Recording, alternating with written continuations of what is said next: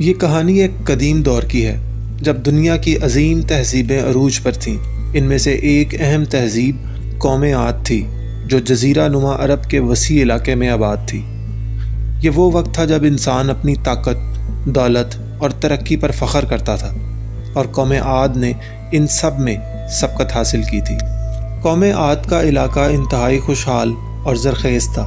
وہاں کی تعمیرات اور عمارات بے حد عظیم اور مضبوط تھیں۔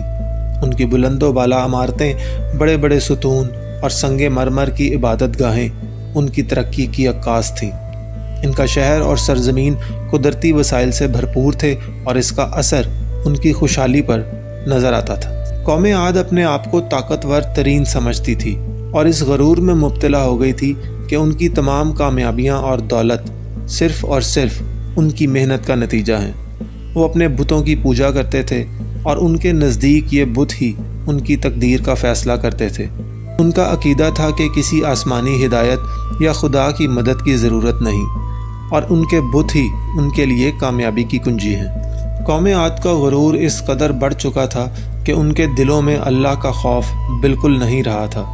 ان کے نزدیک ان کی طاقت، دولت اور وسائل ہی سب کچھ تھے، اور وہ سمجھتے تھے کہ دنیا میں کامیاب رہنے کے لیے کسی دینی ہدایت یا روحانی تصورات کی ضرورت نہیں ہے۔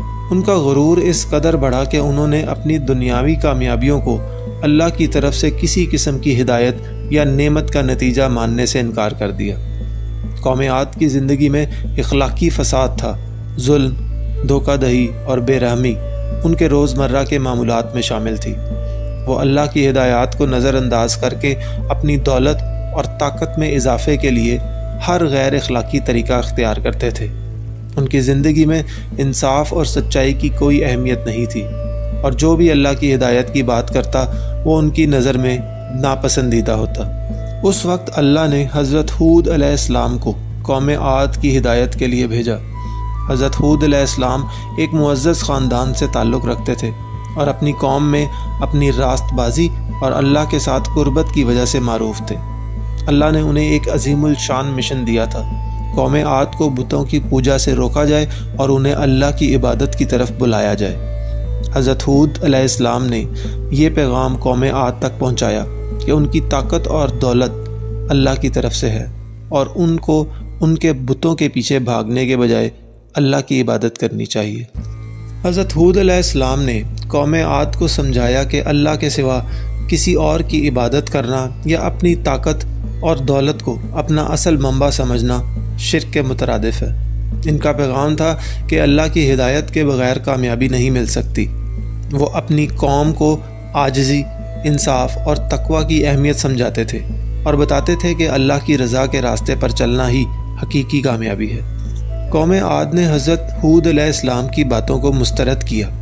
ان کا عقیدہ تھا کہ ان کی طاقت اور دولت خود ان کی محنت کا نتیجہ ہے، انہیں کسی آسمانی کتاب کی ضرورت نہیں ہے۔ انہوں نے حضرت ہود علیہ السلام کو جھوٹا سمجھا اور ان کی باتوں کو فریب قرار دیا۔ اس کے باوجود حضرت ہود علیہ السلام نے اپنے پیغام کو جاری رکھا اور اللہ کی رضا کے لیے قوم کو ہدایت دیتے رہے۔ حضرت ہود علیہ السلام کی نصیحتوں کے باوجود قوم عاد نے اپنی سرکشی کو ترک نہ کیا۔ اللہ نے انہیں ایک موقع دیا تاکہ وہ توبہ کر لیں، لیکن وہ اپنے تکبر میں اتنے غرق تھے کہ انہوں نے اللہ کی نشانیوں کو نظر انداز کر دیا۔ پھر اللہ کی طرف سے ایک قحط سالی کا عذاب آیا۔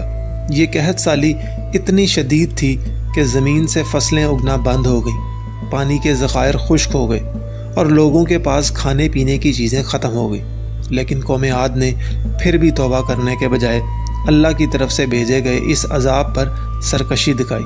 ان کی حالت بد سے بدتر ہوتی گئی، لیکن انہوں نے حضرت ہود علیہ السلام کی باتوں پر کان نہ دھرے۔ جب قوم عاد نے اپنی سرکشی میں اضافہ کیا اور اللہ کی نشانیوں کا انکار کیا تو اللہ کا عذاب ان پر نازل ہوا۔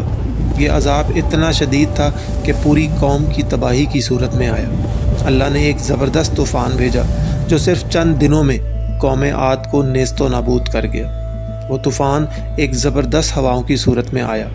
یہ ہوائیں اتنی تیز اور طاقتور تھیں کہ درختوں کو اکھاڑ کر لے گئیں، عمارتوں کو مسمار کر دیا اور انسانوں کو ہوا میں اڑا دیا۔ یہ ہوائیں اتنی شدید تھیں کہ انہوں نے قوم عاد کی ساری طاقت اور عظمت کو مٹا ڈالا۔ سورہ الحاقہ آیت نمبر 6 اور 7 میں اللہ تبارک و تعالیٰ فرماتے ہیں، پھر ہم نے ان پر ایسی آندھیاں بھیجیں جو مسلسل 7 راتوں اور 8 دن تک چلتی رہی۔ تم ان لوگوں کو اس حال میں دیکھو گے کہ وہ ایسے گر پڑے ہیں جیسے کھجور کے تنوں کے اکھڑے ہوئے تنے ہوں۔ قوم عاد کے جو لوگ طوفان سے بچنے کی کوشش کر رہے تھے وہ بھی اس عذاب سے نہ بچ سکے، اور جو افراد اپنے گھروں سے باہر نکل کر پناہ گاہ کی تلاش میں دوڑ رہے تھے وہ بھی ان ہواؤں کے ہاتھوں بہہ گئے۔ اللہ کا عذاب اتنا شدید تھا کہ قوم عاد کا کوئی فرد بچ کر نہ نکلا۔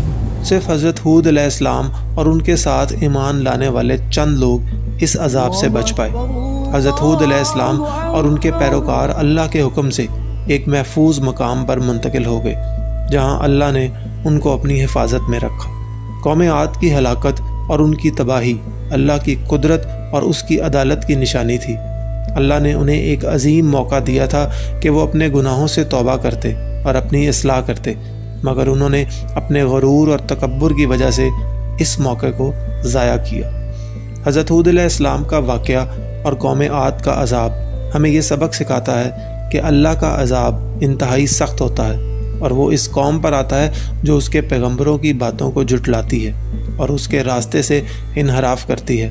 پس قوم عاد کی تباہی ایک عبرت ہے کہ اللہ کے راستے پر چلنا اور اس کی ہدایت پر عمل کرنا ہماری زندگی کا مقصد ہونا چاہیے۔ جو لوگ اللہ کے عذاب کی نشانیوں کو نظر انداز کرتے ہیں وہ دراصل اپنی ہی تباہی کو دعوت دیتے ہیں۔ اللہ کا عذاب ان پر آتا ہے جو اپنے تکبر اور غرور میں اللہ کے احکام کو پس پشت ڈالتے ہیں۔ سبسکرائب